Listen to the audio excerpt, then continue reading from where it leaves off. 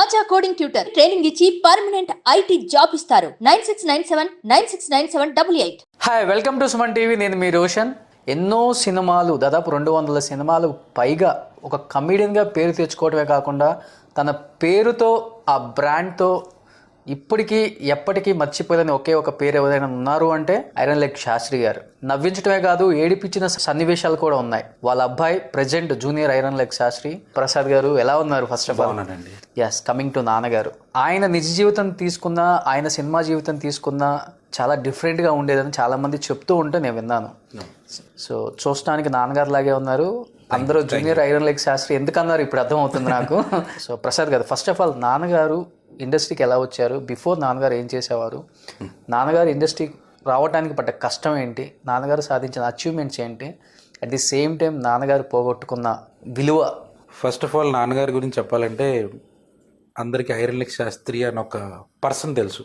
ఆయన మెంటాలిటీ ఏంటి, ఆయన మైండ్ సెట్ ఏంటి, ఆయన మనస్తత్వం, అవన్నీ చాలామంది తెలియదు. ఆయన అసలు పేరు విశ్వనాథ శాస్త్రి. విశ్వనాథ శాస్త్రి, గునుపూడి విశ్వనాథ శాస్త్రి. పౌరోహిత్యం మైండ్ వృత్తి, బ్రాహ్మణుడు.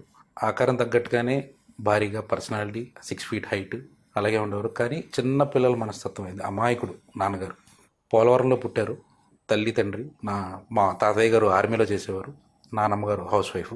ఆయన మొత్తం 5 నాన్నగారు. నాన్నగారు చిన్న అందరికంటే. ఆయన అంటే అందరికీ చాలా ఇష్టం. పుట్టడం అప్పుడే మంచి హెవీ పర్సనాలిటీ, హెఫ్టీ పర్సనాలిటీతో పుట్టారు ఆయన. చదువు అవ్వలేదు నాన్నగారికి. 7వ తరగతి దాకా చదివారు గవర్నమెంట్ హై స్కూల్లో. తర్వాత పౌరీచల్లో స్టార్ట్ చేశారు. అలా అలా అలా అలా సిటీకి వచ్చారు. హైదరాబాద్లో సినిమా పూజలు చేయడం మొదలుపెట్టారు.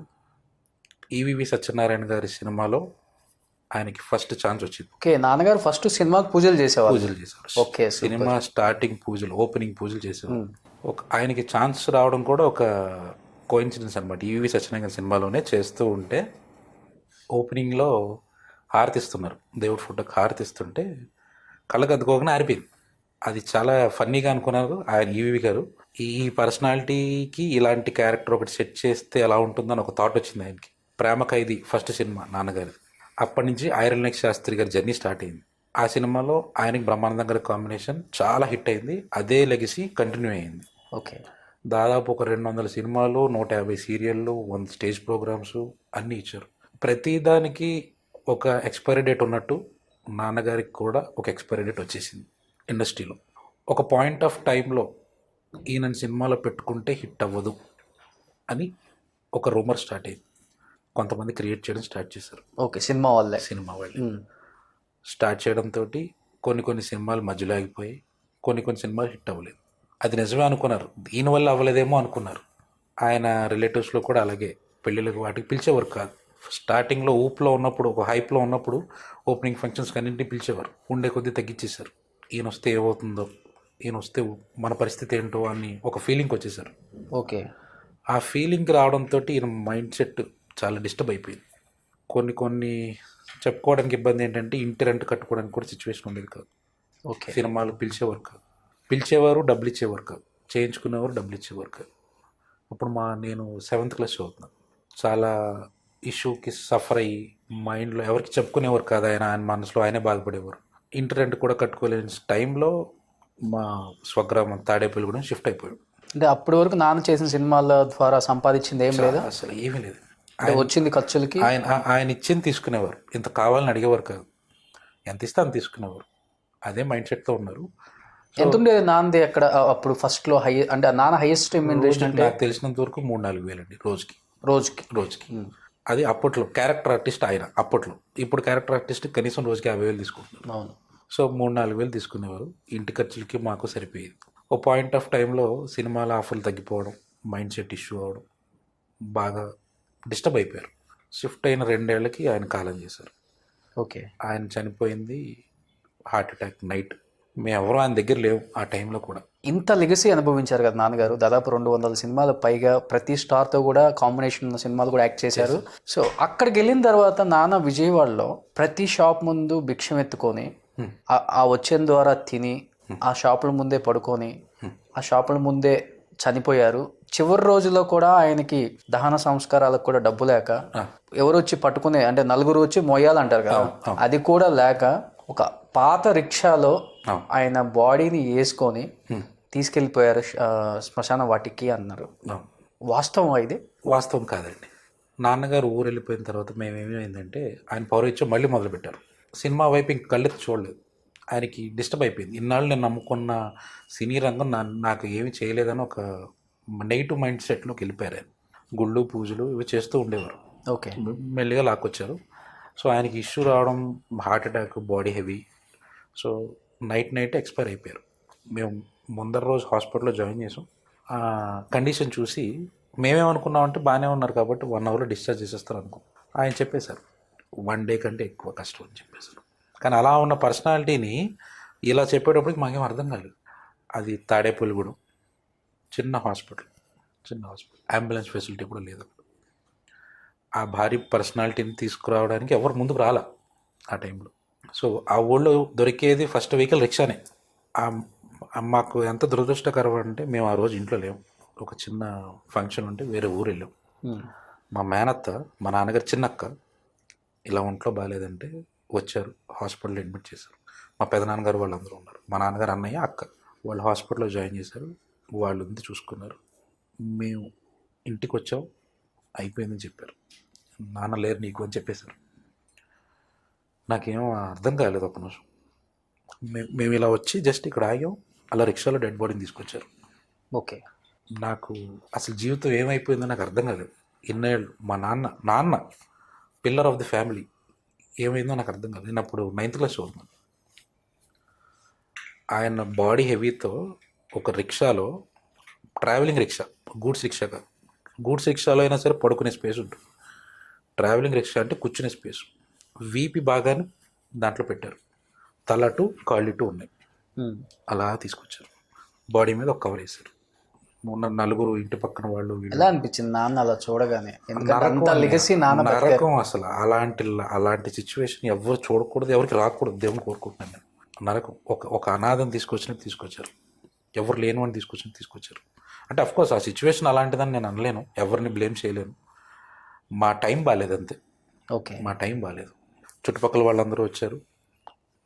నాన్నగారి ఊర్లో మంచి పేరుంది. వాళ్ళందరూ వచ్చి నిలబడ్డారు. ఆయన చనిపోయినట్టు నైట్ 11 or 12కి ఎప్పుడు అయిపోయింది. మార్నింగ్ 4-5కి ఇండస్ట్రీ మొత్తం వచ్చింది, న్యూస్ వెళ్ళింది. 7 కల్లా ఇంటికి రిపోర్టర్స్ వచ్చారు, టీవీ రిపోర్టర్స్ వచ్చారు. చాలా ఎక్కువ ఇచ్చేసారు అప్పుడు న్యూస్లో కూడా, చనిపోయిందని కూడా. మాకేం అర్థం కావట్లేదు. ఒక పక్కన ఆయన, ఒక పక్కన వీళ్ళు, క్వశ్చన్స్. మాకు ఎవరికి ఏం చెప్పాలి మా మదర్ మాట్లాడలేకపోతున్నారు ఏమీని. సో ఆ టైంలో ఇక అంతే. ఆ 1 డే నా లైఫ్లో వర్స్ట్ కేసు అనమాట, వర్స్ట్ సిచ్యువేషన్. ఓకే. సాయంత్రం 4 అయింది. సూర్యాస్తమయం లోపల అంతిమయాత్ర చేయాలని చెప్పారు.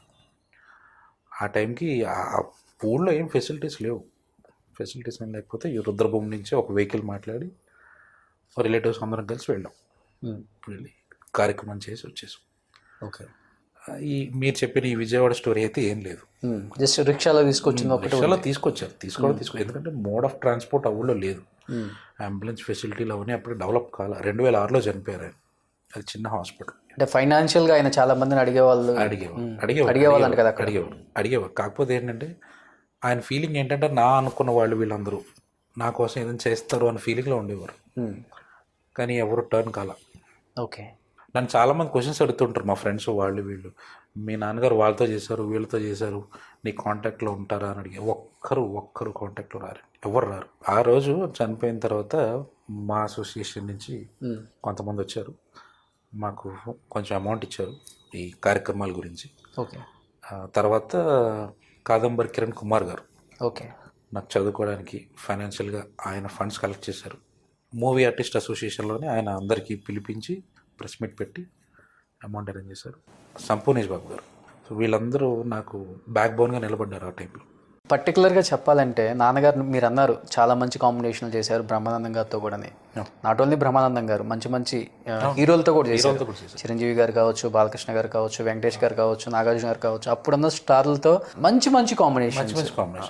అంటే హైలైట్ ఉంటుంది సినిమాలో కూడా. ఐరన్ లెగ్ శాస్త్రి గారు వచ్చారంటే కడుపుబ్బా నవ్వుకోవచ్చు కాసేపు. సో ఆ టైంలో మీకు ఎలా ఉండేది? మోరల్ సపోర్ట్ కానీ, ఫైనాన్షియల్ సపోర్ట్ కానీ, ఫ్యామిలీకి ఉన్న సపోర్ట్ బ్రహ్మానందం గారు ఎంతవరకు మీకు చేయగలిగారు, మాట్లాడగలిగారు? And at the same time మిగతా స్టార్లు ఎవరు మీకు కొంత సపోర్ట్? ఆ టైంలో ఉన్న రిలేషను ఈ తర్వాత అంటే ఆయన చనిపోయిన తర్వాత అంత రిలేషన్ లేదు.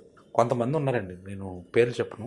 ఒక ఆయన మాకు ఫైనాన్షియల్గా హెల్ప్ చేస్తానికి కొంచెం ఫండ్స్ కలెక్ట్ చేశారు ఇండస్ట్రీ నుంచి. ఓకే.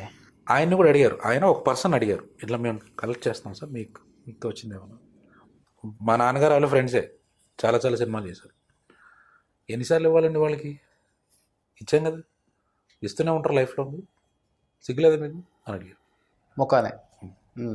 కానీ ఆయన ఈరోజు చాలా ఇష్యూస్లో ప్రాబ్లమ్స్లో ఉన్నారు. అంటే నేను ఇలా అయ్యిందని అలా అయిందని అనట్లేదు, మనం ఎవరికైనా మంచి చేస్తే మంచి జరుగుతుందని నా ఉద్దేశం. నాన్నగారు అలాగే అనుకుంటారు. టాప్ కమెడియనా లేకపోతే టాప్ హీరోనా? కమెడియన్. ఇలాంటివన్నీ విన్నాం. కానీ నేను అదే నా కెరియర్లో ఇండస్ట్రీకి వచ్చి నాన్నగారి పేరుని కంటిన్యూ చేయాలి అని ఒక ఫీలింగ్ ఉండేది మొన్నటిదాకా. ఐరన్ లెగ్ శాస్త్రి పోతే పోయాడు, వాళ్ళు కొడుకున్నాడు, ఏదో చేయడానికి వచ్చాడు, సాధించాలనుకున్నాడు అని ఒక లెగసీ తోటి నేను ఆ పేరుని కంటిన్యూ చేద్దామని నేను స్టార్ట్ చేశాను నా జర్నీ. నాన్నగారి పేరుని రిజెక్ట్ చేసిన వాళ్ళు మళ్ళీ నాన్నగారి కొడుకు అంటే మీరు జూనియర్ ఐరన్ లెగ్ శాస్త్రిని ఎంతవరకు సపోర్ట్ చేస్తారనుకుంటున్నారు మీరు ఇక్కడ? నాకు సపోర్ట్ దొరికిందండి, యాక్చువల్లీ సపోర్ట్ దొరికింది. కానీ ఇక్కడ ప్రాబ్లం ఎక్కడ వచ్చిందంటే, సేమ్ ఇది మీరు చేయగలరా అని అడిగేవారు నన్ను, ఇలా మీరు చేయగలరా అని అడిగేవారు. నాకు అలా ఇలా నేను సార్ నేను ఏదైనా చేస్తాను అది చెప్పాను. ప్రూవ్ చేసుకోవాల్సి వచ్చిన రోజులు కూడా ఉన్నాయి, ప్రూవ్ చేసుకున్నాం. మనకి ఆ మినిట్ వరకు వెయిట్ చేయాలి, ఆ లక్ అది దొరికేంత వరకు వెయిట్ చేయాలి. సో అలా అనుకునే నేను జంబలగడ్డ పంపు ఫస్ట్ మూవీతో స్టార్ట్ చేశాను. నాన్నగారికి కూడా అదే బ్రేక్ వచ్చింది. జంబలగడ్డ పంపు స్టార్ట్ చేశాను. శ్రీనివాస్ రెడ్డి గారు నాకు చాలా మోటివేట్ చేశారు, నువ్వు సక్సెస్ అవుతావు, కొంచెం స్ట్రాంగ్గా నిలబడు, ఈరోజు వచ్చేస్తుందని నేను చెప్పను బట్ డెఫినెట్లీ వస్తుంది అంటే మోటివేట్ చేశారు బాగా హీరోస్ శ్రీనివాస్ రెడ్డి గారు. అలాగే జబర్దస్త్ కమెడియన్ అప్పారావు గారు, ఆయన దగ్గరికి ఎప్పుడు వెళ్ళినా సరే, నాన్న నువ్వు ఫస్ట్ సెటిల్ అవ్వు, ఇండస్ట్రీ అంటే పైకి కనబడుతుంది, రంగులు కనబడతాయి కానీ కలర్సే కనబడతాయి, లోపల పడే ఇష్యూస్ నీకు తెలియదు, మేము ఏదో అనుకుంటున్నాం రోజు లక్షలు సంపాదిస్తున్నాం కానీ అలా కాదు, నువ్వు ఫస్ట్ సెటిల్ అవ్వు అని చాలా గైడెన్స్ ఇచ్చారు. బ్రహ్మానందం గారిని ఎప్పుడైనా కలిసారా నాన్నగారు చనిపోయిన తర్వాత కానీ, లేకపోతే ఆయన ఫోన్ చేయటం కానీ? లేదు, ఎందుకంటే అంత మంచి కాంబినేషన్లు ఇద్దరు చేశారు కదా. చేశారు కానీ లేదు, కలవలేదు, ఎప్పుడు కలవలేదు. రాజేంద్ర ప్రసాద్ గారు మాత్రం 1-2 సార్లు కలిసి, అంటే అది చాలా గ్యాప్ తర్వాత రీసెంట్ అంటే లాస్ట్ 2-3 ఇయర్స్లో కలిశాను నేను. ఆయన బాగా మాట్లాడారు. బతికున్న రోజులంతా నాన్న ఇంతమందితో యాక్ట్ చేశారు కదా, పలానా కాంబినేషన్ అంటే నాకు బాగా ఇష్టం, పలానా కమెడియన్ అంటే నాకు బాగా ఇష్టం, మా ఇద్దరు ప్యారడీ చాలా బాగుంటుంది, మేమిద్దరం చాలా షేర్ చేసుకుంటాం గుడ్ ఆర్ బ్యాడ్ అని చెప్పిన సందర్భాలు ఉన్నాయా ఇంట్లో ఎప్పుడన్నా? ఎవరి ఇష్టం నాన్న బాగా? బ్రహ్మానందం గారు, రాజేంద్ర ప్రసాద్ గారు కామెడీ అంటే ఆ కాంబినేషన్ ఆయనకి చాలా ఇష్టం. మా ఇంట్లో ఆమె సినిమా ఆయనకి మంచి బ్రేక్ వచ్చింది అప్పట్లో. లెగ్ దాదా అని చెప్పి ఒక ఎపిసోడ్ ఉండేది ఆయన సినిమాది. ఓకే. ఆమె సినిమా, నల్లపూసల సినిమా ఒకటి. ఈ 2 సినిమాల్లో ఆయన చేసిన కామెడీ సీన్స్ ఫొటోస్ తీసుకుని ఈ సైజ్ లామినేషన్ చేయించి ఇల్లంతా కట్టించారు. అంత ఇష్టం ఆయనకి ఆ కాంబినేషన్ అంటే. చిరంజీవి గారిది కూడా బాగా ఎంజాయ్ చేసేవారు ఈ కాంబినేషన్స్ అన్ని. కానీ ఆయనకి ఇదే ఉండాలని ఎప్పుడు అనుకోలేదు. ఏ హీరో ఇష్టం నాన్నకి బాగా? చిరంజీవి గారు. ఆయన చెప్తూ మంచి మోటివేటరు, మాట్లాడతారు, చేస్తారు, చెప్తారు, ఆ గర్వం ఉండదు. అంటే నాన్నగారికి ఏదో చేశారు కాబట్టి ఆయనకు అంత ఇష్టం. చేశారు. నెక్స్ట్ వ్యక్తిత్వ పరంగా కూడా ఆయన అంటే చాలా ఇష్టం. చివరి రోజుల్లో నాన్న కోరిక చిరంజీవి గారిని ఒకసారి చూడాలి, ఒకసారి మాట్లాడాలి, ఒకసారి హక్ చేసుకోవాలి అనుకున్నారంట, నిజం అది? అవునండి, అనుకున్నారు. కానీ మాకు సోర్స్ లేదు, మాకు ఎవరికి తెలియదు, ఇండస్ట్రీలో ఎవరితో మాట్లాడాలి ఏంటో తెలియదు. ఆయన 2-3 సార్లు చెప్పేవారు, నన్ను అనేవారు ఒక్కసారైనా ఆయన ఒక్కసారైనా కలవమని అనేవారు. కలిసినప్పుడు ఇలా ఐరన్ లెగ్ శాస్త్రి గారి అబ్బాయిని ఆయన అందరూ ఫస్ట్ ఆయన డ్రీమ్ అది, నేను పరిచయం చేస్తాను నేనని. కానీ పరిచయం చేయకుండానే అయిపోయింది. తర్వాత ఇది నన్ను అనేవారు ఎప్పుడైనా ఒక్కసారైనా కలవరా లైఫ్లో, అలాంటి వాడిని కలవాలని చెప్పి. ఇక టైం ఎప్పుడు దొరుకుతుందో చూడాలి. మరి నాన్నగారి కోరిక నువ్వు తీర్చాలి. మరి తీర్చాలి. డెఫినెట్గా చిరంజీవి గారు అందరికీ హెల్ప్ చేసే ఒక మంచి గుణం అయింది. ఇలాంటి పరిస్థితులలో ఎవరున్నా కానీ చలించే ఒక మంచి మనసున్న వ్యక్తి. అవునండి. ఎలాంటి వారినైనా సపోర్ట్ చేయగల గొప్ప మనసు. దాంట్లో నేను కూడా ఉంటాను కాబట్టి నాకు బాగా తెలుసు, దగ్గర నుంచి చూశాను కాబట్టి ఆయన్ని. చాలా తక్కువ మంది ఉంటారు ఆ వ్యక్తిత్వాలు, ఆ మనస్తత్వాలతోటి. సో నువ్వు కూడా నాన్న కోరిక ప్రకారం ఒక చిన్న క్యారెక్టర్ అయిన చిరంజీవి గారితో ఒక్క పక్కన నిలబడ్డా చాలు నేను. సో అసలుకి వాస్తవంగా ఒకటి అడుగుతాను, ఈ ఐరన్ లెగ్ శాస్త్రి అనే పేరు నాన్నకి ఎంతవరకు ప్లస్ అయింది పక్కన పెడితే ఎంతవరకు మైనస్ అయింది అంటే ఏం చెప్తావు ప్రసాద్? ప్లస్ అవడం అంటేనండి, ఆ క్యారెక్టర్ ఆయన యూజ్ చేసుకున్నారు, బాగా యూజ్ చేసుకున్నారు. నలుగురిలోకి వెళ్తే క్రేజ్ వచ్చింది, గుర్తుపడుతున్నారు జనాలు. బస్ ఎక్కిన రైలు ఎక్కిన శాస్త్రి గారు సినిమా యాక్టర్ అని ఒక గుర్తింపు వచ్చేసింది. ఇది అంత సరిగా ఉన్న రోజుల్లో, అంత బాగున్న టైంలో మేము ఒకసారి తిరుపతి వెళ్ళాం షూట్కే, ఫ్యామిలీతో తీసుకెళ్లారు. మేము షూట్ తిరుపతి రైల్వే స్టేషన్లో ఉంది. మేము దూరం కూర్చున్నాం, షూట్ జరుగుతుంది అక్కడంతా. ట్రైన్ వచ్చి ఆగింది అంతే. శాస్త్రి గారు అని చెప్పి ఒక 50 మంది వచ్చి ఫోటోలు తీసుకొని ఆటోగ్రాఫర్ తీసుకుని వెళ్ళిపోయారు. ఆ క్రేజ్ ఆ రోజుల్లో అసలు మాకు చూస్తుంటే గూస్ బంప్స్ వచ్చేది. ఇది లైఫ్ అంటే అనిపించేది ఒక్కోసారి. నలుగురిలోకి వెళ్తుంటే నలుగురు గుర్తుపడుతున్నారు, బయటకు వెళ్తే ఎవరు అడుగుతారు ఇప్పుడు నన్ను, అలా ఉంది. సో అదే ప్లస్ పాయింట్. ఇప్పుడు మైనస్ ఏంటంటే ఆయనకి డౌన్ఫాల్ అయిన తర్వాత, ఈయన డౌన్ఫాల్ ఈ పేరు వల్ల అయింది, ఐరన్ లెగ్ అని పెట్టుకోవడం వల్ల అయింది. మైండ్ సెట్, మనుషుల మైండ్ సెట్ అది. ఓకే, ఏమంటారు, పులి కంటే గిలి భయం అన్నట్టు. నాకు ఏదో వచ్చేస్తుందేమో అని పిలిస్తే, ఆయన పెడితే ఏమైనా అయిపోతుందేమో అని ఒక నెగిటివ్ మైండ్ సెట్. కొంతమంది ఏమో ఇప్పుడు అవసరమైనా అలా అలా అలా మాట్లాడేవారు. ఇండస్ట్రీలో పక్కన పెడితే సొసైటీలో ఎలా మైనస్ అయింది ఆ పేరు? సొసైటీలో మైనస్ మీరు అన్నారు ఇంతకుముందు ట్రైన్ ఎక్కితే చాలా మంది వచ్చి ఫోటోలు దిగారు. అదే ట్రైన్లు బస్సులు దింపిన రోజులు కూడా ఉన్నాయి. ఈయన ఉన్నారు కాబట్టే బస్సు ఆగిపోయిందన్న డిస్కషన్స్ కూడా వచ్చాయి. దింపేశారు, బస్సులో దింపేశారు. ఎక్కడి నుంచి వస్తుంటే? బెంగళూరు నుంచి దింపేశారు, బస్సులో దింపేసి లేదు అని చెప్పి బస్సు బాగా చేయించుకుని ఆయన ఎందుకు దింపారు బస్ నుంచి? ఐరన్ లెగ్ శాస్త్రి బస్సులో కూర్చున్నాడు, బస్సు ఆగిపోయింది. ఆ నలుగురు ఈయన దింపితేనే బస్సు కదిలిపించండి, లేకపోతే లేదు. మైండ్ సెట్, జనాల మైండ్ సెట్. దిగితే బస్సు వెళ్ళిపోతుందంటే, దిగపోతే బస్సు ఆగిపోతుందంటే, అది చేత్తో ఆపేది కాదు, మెషిన్ అది. కానీ జనాలు చదువుకున్నారో లేదో తెలియదు ఒక్కోసారి, ఇలాంటి మైండ్ సెట్. అంటే సినిమాలలో నాన్న వస్తే పెళ్లిళ్ళు ఆగిపోతాయి, చచ్చిపోతారు. ఇవన్నీ బయట రియల్ లైఫ్ లో కూడా అనుభవించారు. అయ్యో, కానీ అదంతా పాజిటివ్గా తీసుకునేవారండి ఆయన. పాజిటివ్గా తీసుకునేవారు, నెగిటివ్ ఎప్పుడు ఏం తీసుకోవాలా. ఆయన అనుకునేవారు, ఓకే ఇదంతా సినిమాలో చూస్తున్నాగా, బయట కూడా ఇంతే అని అనుకునేవారు. ఆయన ఏంటంటే ఒక బౌండరీ, నేను నా ఫ్యామిలీ నా పిల్లలు మేము ఇది అంతే. 100 వ్యాపకాలు ఉండేవి కాదు ఆయన. ఇవన్నీ ఎప్పుడైతే బాగా స్ప్రెడ్ అవ్వడం పెరిగిపోయిందో మైండ్ అంతా ఆయనకి డిస్టర్బ్ అవుతూ మొదలెట్టేది. ఓకే, సినిమా జీవితం కూడా నిజ జీవితంలో అవుతుంది. గోదావరి పుష్కరాలకు వెళ్ళినప్పుడు ఆయన బ్రాహ్మణే కాబట్టి చేద్దామని వెళ్తారు పుష్కరాలు. వచ్చేవారు కాదు ఎవరు, ఆయనతో చేర్చుకుంటే ఏమవుతుందో మనకి ఎందుకులే అని చెప్పి పక్కనే వెళ్ళిపోయేవారు. బ్రాహ్మణుడికి ఇచ్చే వాల్యూ లేదు. ఆయన ఐరన్ లెగ్ అయితే మాత్రం నిజంగా అయిపోతుంది లేదు. అదొక క్యారెక్టర్, అది సృష్టించిన క్యారెక్టర్ అంతే. ఆ మైండ్ సెట్లో ఎవరు లేరు ఆ టైంలో. సో పెళ్ళిళ్ళకి ఫంక్షన్లకి పిలవడం కూడా మానేశారు. చాలా తగ్గిపోయింది. ఓకే ఉన్నారు ఆయన అని ఒక ఫీలింగ్ వచ్చారు. 42 సంవత్సరాలు బతికిరు నేను అంతే. చాలా ఎర్లీగా చనిపోయారు. 42 సంవత్సరాల్లో 39 సంవత్సరాల నుంచి ఆ 3 ఏళ్ళు చాలా స్ట్రగుల్ అయ్యారు. అంటే అప్పటికి అంత దీనస్థితిలో ఉంది పొజిషన్. అసలు ఫైనాన్షియల్ స్టేటస్, ఫ్యామిలీ స్టేటస్ అంటే ఏం చెప్తావు ప్రసాద్? జీరో సార్, ఆ టైంలో జీరో.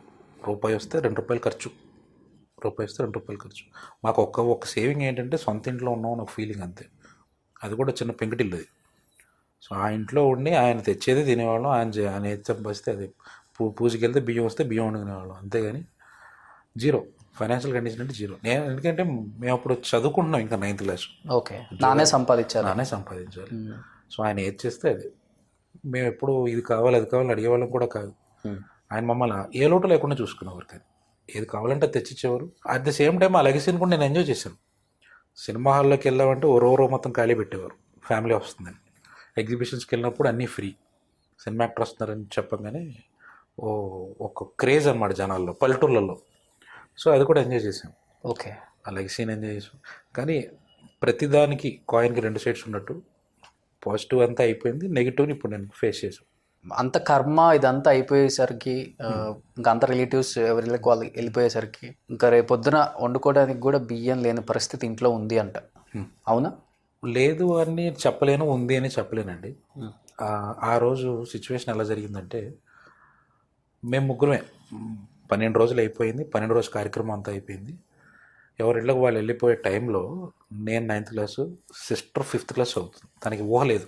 మా మదరు బ్రాహ్మణ కుటుంబం నుంచి వచ్చిన ఆవిడ ఆ టైంలో, అంటే ఆ జనరేషన్ ఆవిడ ఉద్యోగాలు అవన్నీ చేసే మైండ్ సెట్లో కూడా లేరు ఆవిడ. ఆ చదువు కూడా 10th క్లాస్ మదరు. సో ఏం చేయాలి అన్న ఉద్దేశంలో ఉన్నప్పుడు మా మేనత్త, అంటే మా నాన్నగారు చిన్నక్క, మా ఇంట్లో ఉండండి, మా ఇంట్లో మీరు స్టే చేయండి, మా పిల్లలతో పాటు మీరు చదువుకోండి, నేను చూసుకుంటాను అంతవరకు అన్నారు. వాళ్ళది నిడదవోలు, తాడేపల్లిగూడ నుంచి 25 కిలోమీటర్లు. ఆ ఊరు షిఫ్ట్ అయిపోయాం. వాళ్ళ ఇంట్లోనే ఒక గదిలో వాళ్ళ ఇంట్లోనే ఉన్నాం. వాళ్ళ పిల్లలతో పాటు మేము కూడా చదువుకున్నాం. అన్నీ ఈక్వల్గా చదివించారు. ఆ టైంలో అంతే అలాగే కష్టపడ్డాం. కావాల్సిన, అంటే లగ్జరీకి వెళ్ళలేదు. మేము తిన్న బియ్యం అప్పట్లో కిలో 6 రూపాయలు ఉండేది. 6 రూపాయలు కిలో బియ్యం అవే తెచ్చుకునేవాళ్ళు. నేను అప్పుడప్పుడు పూజలకి వెళ్తూ ఉండేవాడిని. ఆ బియ్యం అవి తెచ్చుకునేవాళ్ళు. చదువుకున్నాను. ఓకే. చదువుకున్నాను, at the same time working simultaneous చేసుకుని ఫ్యామిలీని లీడ్ చేసుకుంటూ వచ్చాం. మాకు వారానికి అయ్యే ఖర్చు 100 రూపాయలు అండి. నమ్ముతారు లేదు, 100 రూపాయల్లో ఏం తిన్నా 100 రూపాయలే. 100 రూపాయలు తినేవాళ్ళు. ఆ రోజు అలా డిసిప్లిన్గా ఉన్నాం కాబట్టి నేను గెట్ ఆన్ అవ్వగలిగాను ఈరోజు. ఓకే.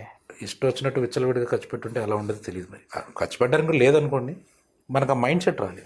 ఉన్న దాంట్లో అడ్జస్ట్ చేసుకోవాలి, లైఫ్ లీడ్ చేయాలి, ఫ్యామిలీని పోషించాలి అన్న ఈ దూరంలోనే ఉండేది నాకు. సో అంటే నాన్నగారికి డ్రింక్ చేసే అలవాటు ఎప్పటి నుంచి, అంటే ఇండస్ట్రీలో ఉన్నప్పటి నుంచి ఉందా, లేకపోతే అవకాశాలు రాక డిప్రెషన్లోకి వెళ్ళిపోయి హెవీగా డ్రింక్ చేయడం అలవాటు చేసుకున్నారా? నేను ఈ క్వశ్చన్ నాన్నగారిని అడిగానండి డైరెక్ట్గా. నాన్న, మనం బ్రాహ్మణం ఎందుకు ఇలాగా అని నేను అడిగాను. ఆయన బాధపడుతూ ఒకటే చెప్పారు, ఇది కనుక నేను అలవాటు చేసుకోకపోతే నాకు ఇండస్ట్రీలో అవకాశం రాదు. ఓకే. సగం ఛాన్సులు రాత్రిపూట కూర్చున్నప్పుడే సిట్టింగ్లోనే వస్తాయని చెప్పేవారు. లేని అలవాట్లు చేసుకోవాల్సి వచ్చింది. అది ఆయన అలా చెప్పడం నాకు అర్థం కాలేదు ఆ టైంలో. ఇవన్నీ ఉంటాయి. ఇప్పుడు నాకు అర్థమవుతుంది. నేను చూస్తున్నాను కదా బయట సిచ్యువేషన్స్. నేను 2-3 సినిమాలు చేశాను. సగం డిస్కషన్స్ అన్నీ రాత్రి 10 తర్వాత మొదలవుతాయి అంటే నాకు అర్థం కాదు అప్పుడు. అంటే ఇప్పుడు చూస్తున్నాను. లేని అలవాటు చేసుకోవడం వల్ల అదొక బ్యాడ్ హ్యాబిట్ అని అనుకోవాలి. ఎందుకంటే హార్ట్ అటాక్ వచ్చింది, అంత పర్సనాలిటీ, ఒబెసిటీ, అన్ని కారణాలు ఒక తర్వాత ఆఫర్స్ తగ్గడం వల్ల ఇంకా డిప్రెషన్ ఎక్కువ తాగడం అలవాటు చేసుకున్నారా? ఎక్కువ తాగడం అంటే ఆయన కంట్రోల్ చేసుకోగలిగారు, కానీ డిప్రెషన్లో ఆయనకి జాయింటీస్ అటాక్ అయింది. ఏంటి నాన్నగారు చెప్పే ఉంటారు కదా, బలమైన కారణాలు ఇండస్ట్రీ నన్ను అవాయిడ్ చేయడానికి కావచ్చు, లేకపోతే ఆఫర్స్ తగ్గిపోవడానికి కావచ్చు, లేకపోతే కొంతమంది చేసిన దానికి నేను బలయ్యాను అని చెప్పుకొని ఉండొచ్చు. మా ఇంట్లో ఇలాగే ఇంటర్వ్యూస్ జరుగుతూ ఉండేవి. కొంతమంది వచ్చేవారు, క్వశ్చన్స్ అడిగారు. వాళ్ళందరూ అంటే ఈయనతో పాటు కొంతమంది ఆగిపోయిన వాళ్ళు ఉన్నారు. ఇండస్ట్రీలో జర్నీ ఆగిపోయిన వాళ్ళు ఉన్నారు. ఈయననే కాదు, వాళ్ళందరిది కూడా సేమ్ ఆన్సర్ ఏంటంటే, మొహం పాతది అయిపోయింది, సేమ్ ఫేస్, ఎంతమంది చూస్తారు, ఎన్ని రోజులు చూస్తారు, సేమ్ క్యారెక్టర్. ఏ సినిమాలోకి వెళ్ళినా ఐరన్లకు చేస్తారు, ఏ సినిమాలోకి వెళ్ళినా పెళ్ళి ఆగిపోవడం, బస్సులు తగలపోవడం, ఇవే. ఇంతకుమించి ఇంకేముంది? ఆ క్యారెక్టర్ని ఇంకేం అప్డేట్ చేస్తావు అన్న వాళ్ళు అలా దూరంలోకి వచ్చారు. ఫేస్ పాతది అయిపోయింది, కొత్త కొత్త ఫేసులు కావాలి, కొత్త కొత్త కామెడీలు చేయాలి. ఈయనకేమో అంత ఉన్న దాంట్లో చేసేవారు. ఆ టైంలో సిచ్యువేషన్స్ ఎలా ఉండి, ఇప్పుడు ఉన్నట్టు కామెడీ అప్పట్లో లేదు, వల్గారిటీ అది లేదు, అంతా జంధ్యాల గారి కామెడీ, కామెడీ, అవన్నీ కల్ట్ కామెడీస్ చాలా బాగుండేవి. సో అప్గ్రేడ్ అవుతూ వచ్చింది సినిమా ఇండస్ట్రీ కూడా. ఆ రోజుల్లో ఉన్న కామెడీ ఈ రోజుల్లో లేదు.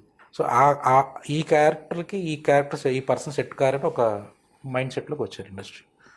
సో దాంతో మెల్లిమెల్లిగా ఆఫర్లు తగ్గడం, మీరు చేయలేరు సార్, ఈ క్యారెక్టర్ మీకు సూట్ కాదు సార్ అనేస్తారు ముఖాన. ఒకసారి ఒక సినిమాలోకి ఛాన్స్ ఉంది రండి అని పిలిచారు. అప్పుడు ఆ రోజు ఏమైందంటే, నేను ఉన్నాను నాన్నగారితో. సో నేను వచ్చాను.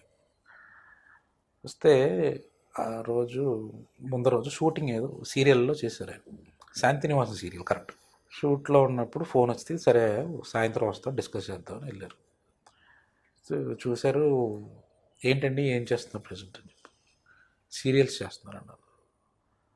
సీరియల్స్ చేస్తున్నారు, సరే సార్ అది కానీ చేయండి, మరి సినిమా మా దాంట్లో మీరు సెట్ కారు. నాకు అర్థం కాలేదు, సినిమా చేసేవాడు సీరియల్ చేయకూడదా? అది ఏమన్నా లో గ్రేడ్ అని నాకు అర్థం కాలేదు ఆ టైంలో. అంటే సీరియల్ చేసేవాళ్ళు మనుషులే, వాళ్ళు ఆర్టిస్టులే. మీరు సీరియల్ చేస్తే సినిమాల్లో పనికిరారు. ఏదో ఒక ఫిల్టర్ అలా చెప్పడం, మీరు చేయలేరు సార్ అని చెప్పడం. మరి మీరు ఆ పర్సనాలిటీ తగ్గట్టు కల్ట్ చేయాలంటే డ్రెస్సింగ్ స్టైల్ మార్చాలి, పంచి కట్టుకుంటే సరిపోదు, లేడీ గెటప్లు అవి అనేవారు. అప్పటికే ఆయన అబ్బాయి గారి సినిమాలో లేడీ గెటప్లు చేశారు, కొన్ని చేశారు, కానీ వర్కౌట్ కాలేదు. At the same time competition, కొత్త ఫేసెస్, కొత్త టాలెంట్లు, కొత్త స్టోరీలు పాత వాళ్ళకి ఇబ్బంది క్రియేట్ చేశాయి. కానీ అందులో సక్సెస్ అయిన వాళ్ళు ఉన్నారు, ఫెయిల్ అయిన వాళ్ళు ఉన్నారు. అందులో నాన్నగారు సూసైడ్ అటెంప్ట్ చేశారంట, ఆఫర్స్ తగ్గినాయి నిజమా? లేదు, అది లేదు. ఆయన ఎప్పుడు అలా చేయలేదు. ఆయనకి ధైర్యం ఎక్కువ, నేను ఎలాగైనా చేసుకోగలను, ఏదైనా సాధించగలను ఒక కాన్ఫిడెన్స్గానే ఉండేవారు.